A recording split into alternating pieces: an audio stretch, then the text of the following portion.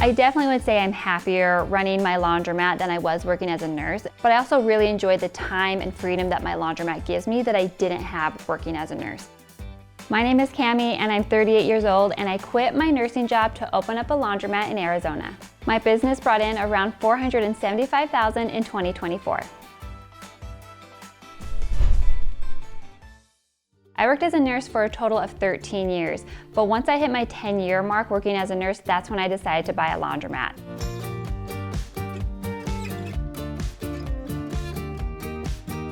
It was the year 2020 when I really started looking to buy a business because I liked what I did, but I think I was ready for a change, and I also didn't want to go back to school and get more education. And so I knew really my only way out of working would be to own a business.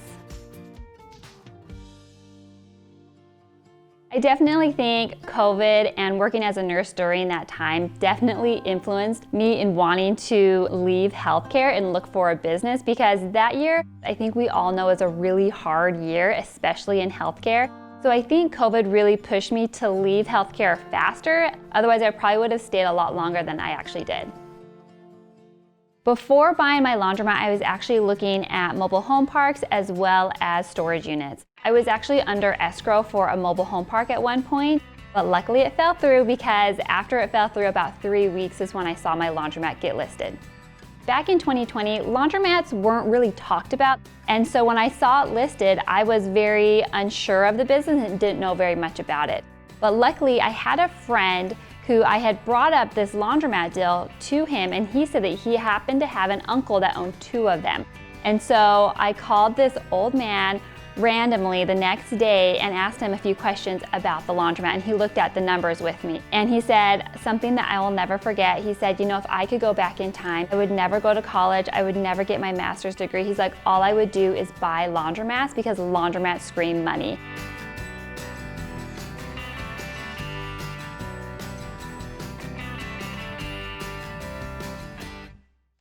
I had been planning on buying a business for probably a year before actually buying my laundromat. And so I knew once it came down to it that I was planning on selling my home to use that equity to put towards my business, whatever business it was that I had bought. And so selling my home was a big deal, but I knew that the home that I owned, that I eventually sold, it was never going to be my forever home. It was more of like a starter home. So for me, selling it, it wasn't very scary. I was more excited about owning a business rather than owning a home.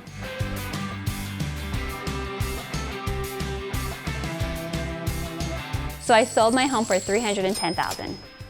It wasn't a fully paid off home, so I took home $150,000 of that $310,000, paid off what was left on that loan, and then put that $150,000 towards the down payment of my laundromat. But I also had money saved, so I put the rest of the $50,000 towards that down payment to purchase the laundromat. So we seller financed the remaining $100,000 with a 6% interest rate over the next 2 years.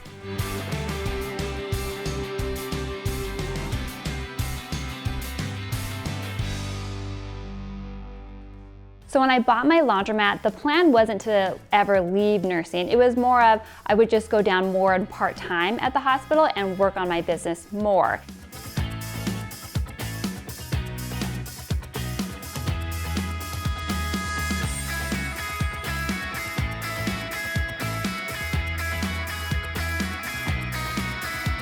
So right now I'm only working maybe 5 or 6 hours a week. I also am hesitant in telling people that because that's not how it was 5 years ago, 4 or 3 years ago.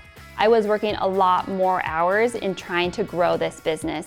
But since then I've been able to hire employees, incorporate more systems to be able to remove me from the business more so that I can focus more on growing the business and not working in the business.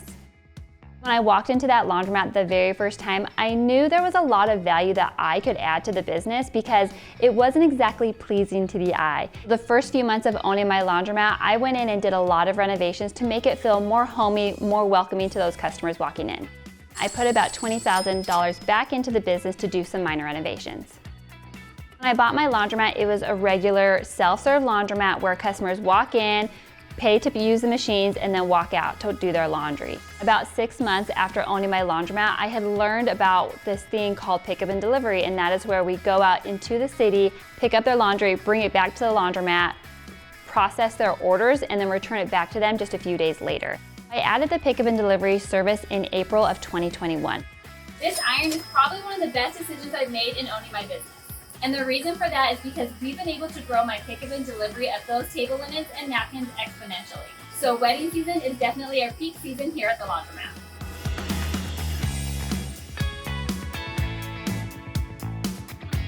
So right now we're walking behind the dryers and we're gonna access behind the kiosk to collect the money.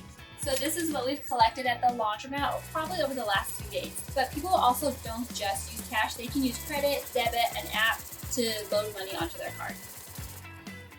And then I have this very old school soap vending machine, which it does still take quarters. So once I have the new machine replaced it, then I will be completely quarter free.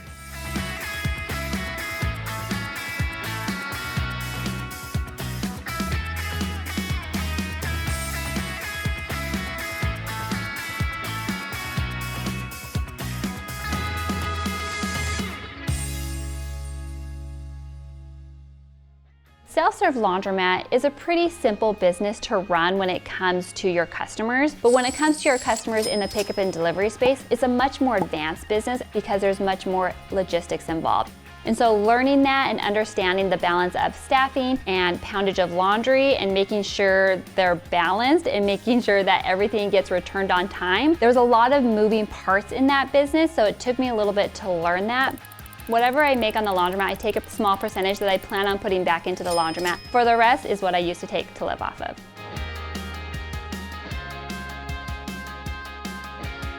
So I have a few loans on my laundromat. That includes my washing machines, which I purchased new around 2023.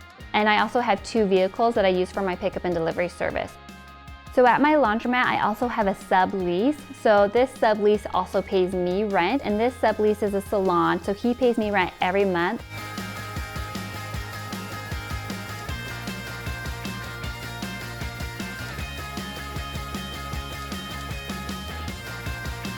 So within just my laundromat for the year 2024, I paid myself $66,000. So I have about 6 employees, about 1 or 2 of them are part-time, and we only bring those employees in when our orders are unexpectedly bigger than we expected. I feel like the biggest learning curve I learned as owning a laundromat was learning how to be a leader. Because when I worked as a nurse, I had always been an employee. I always had a boss, a manager. And so when it switched for me and I became the boss, I became the manager, I became the one that called the shots, it was definitely a different transition for me. I decided to post on social media about my laundromat in July of 2024. Posting on TikTok is where I primarily started, and my TikTok did really well, and I first started getting paid in October of 2024. It wasn't until December where I started focusing more on Instagram as well. So as of February of 2025 is when I hit my very first month of making more money from social media than my laundromat. And since then, it's continued to stay the same.